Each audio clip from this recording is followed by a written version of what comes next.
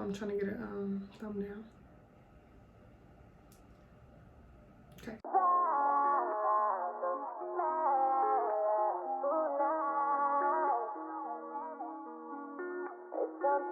Hey guys, it's Anaya and I'm back with another video.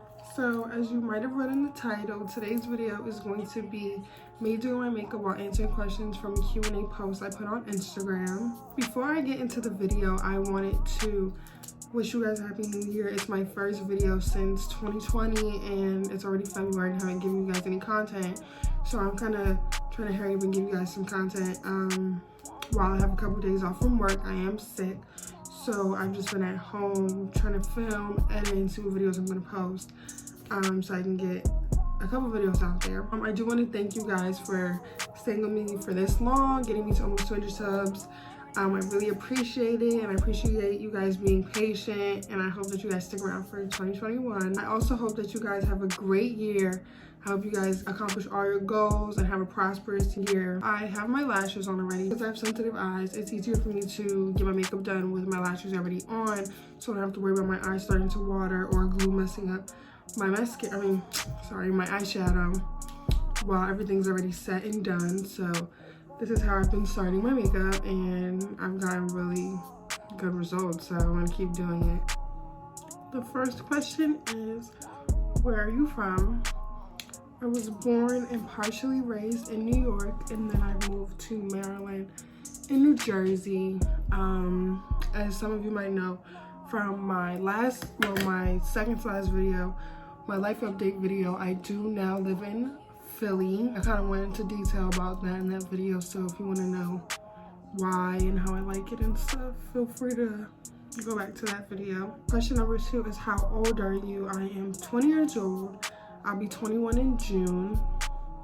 COVID might get in the way of what I have planned, but we'll see. I want to go on a vacation. I don't know if I'll be able to go. The next question is, what made me want to do YouTube? It just seemed appealing to me. Not really like for money purposes.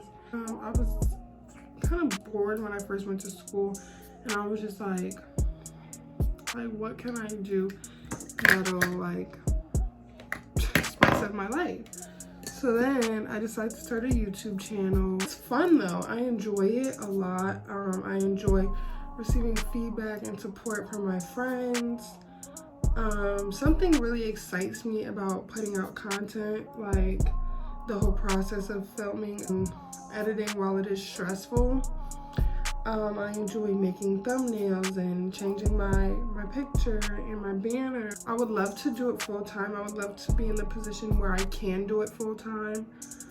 I'm not there yet. That just comes with time, patience, and consistency. So I hope that answers your question. I got off topic there. Next question is, TikTok or Vine? Vine, a lot of classic memes and videos and stuff like that. When Vine was out and popular, I wasn't at an age where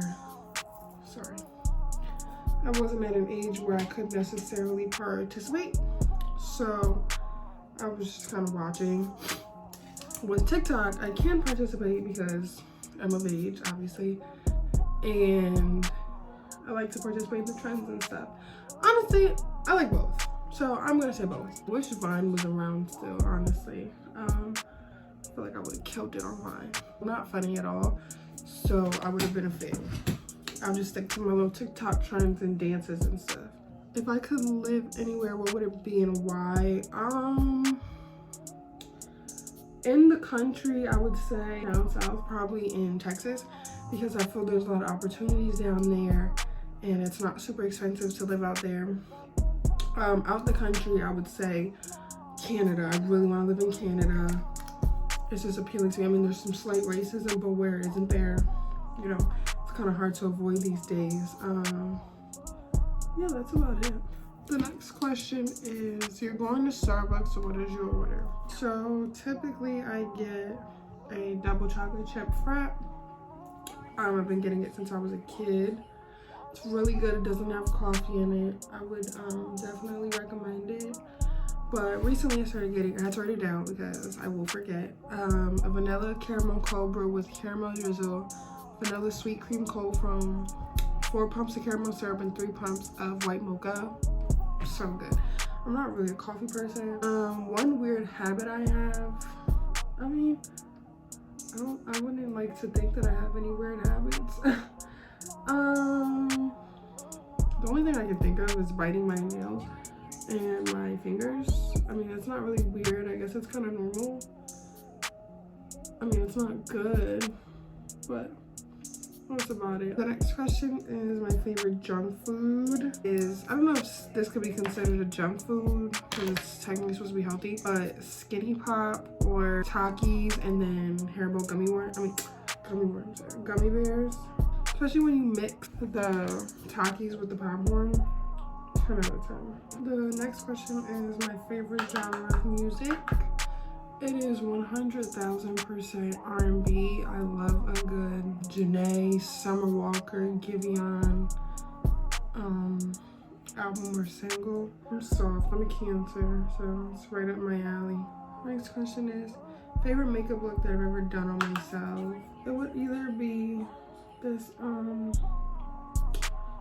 green eye with like brown lip look that I did, or this like purple and blue type of look I did. It ended up coming out kind of like alien-y unintentionally, but it was cool, so I took it and I ran with it. It was like my second time doing the cut crease and it was really cute. Next question is, what are some of my favorite self-care practices? And they would have to be either just taking a day off, chilling, watching movies, taking out on food, snacks, you know, relaxing, just staying in the bed all day, or taking myself to Target. Going to Target is my favorite. Oh, I'm trying to get a thumbnail. Okay, going to Target would be my absolute favorite form of self-care. I just try to not do it as much because it's a little expensive, because I always end up spending more than I intend, but you know, I try. What are some of my goals now? In the moment, my goals are to become more consistent with my YouTube and to get a new job. What are your goals for the year? My goals for the year are to have 500 subscribers by my birthday and 1,000 by the end of the year so I can do Vlogmas. Being monetized is not really a huge goal for me yet, because it is difficult. I want to focus more on getting exposure, being out there, getting brand deals, you know, stuff like that. What are your goals for 5 years from now? It was funny, 3 people asked me this question. My goals for 5 years from now are to be in a loving, committed, healthy relationship and to be traveling. I need some more stamps on my passport that I don't even have yet. It's actually really crazy that I'm about to be 21 years old and I've never been out the country other than Puerto Rico, which really doesn't count because it's U.S. territory. My biggest fear is death. The idea of life after death really scares me. I don't know why, it always has. I try not to talk about it because it gives me anxiety. I know everybody has to die and everything has to come to an end. That's not what I'm scared of. I'm scared of like, where do our souls go? What happens to us? Do we go to heaven? Do we go to hell? You're not supposed to question God and stuff like that.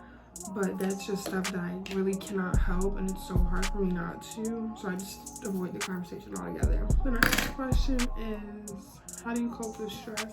Being stressed makes me emotional, probably like a million others. So I like to give myself time to cry, give myself time to feel, maybe up to like 72 hours. And then I like to pick myself up, you know, dust myself off and focus on how, like, what's stressing me. How can I fix it now that I've cried over it, I felt it, I've stressed over, you know, I've kind of stressed over it. When it comes to my job that stresses me, I like to vent. I try not to make it a habit of venting to people and putting, you know, my issues and my burden on them, because it, as an empath, it does get stressful taking on the weight of everybody else and their issues. So for that reason, I like to keep it to myself. I like to get as much help as possible, and then once I feel kind of better, I'm like, okay, now let me take it from here, let me handle it myself.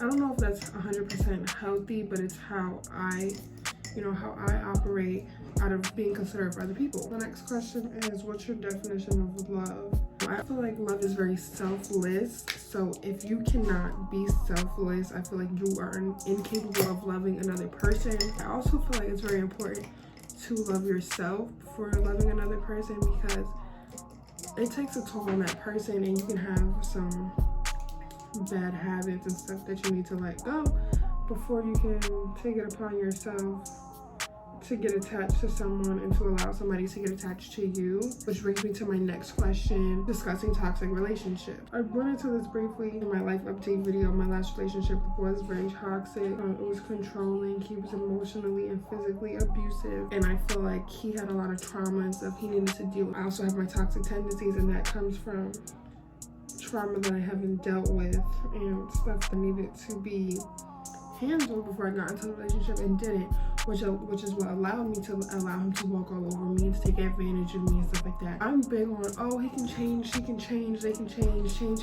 What I would say is don't ignore the red flags. Red flags are brought to your attention for a reason. They can be something small, they can be something as giant as a billboard in your face. Do not ignore them, because if you ignore them, you're going to be put in a situation where you're going to get tested and you're going to sit back and say, damn, I shouldn't have ignored those red flags. That's not something that I can overlook. Like for me, I ignored a situation that my ex was in, well, a situation he put somebody in, and ended up being in the same position as that person, and I was like, well, damn, that was a red flag. I shouldn't have ignored it. You know, it's hard. Like, it's hard to say, you know, I'll just get up and I'll leave. I was that person on the outside looking in, like, I would never let a nigga put his hands on me. You don't know until you're in that situation. Which takes me to my next question from somebody. Why do people stay if they know the person is bad? All I can say is love. Either love or fear. Fear of that person, fear of having to start over, fear of moving on, fear of losing them, or just because you love them. Like, this is the person I want to spend the rest of my life with. I want to make it work.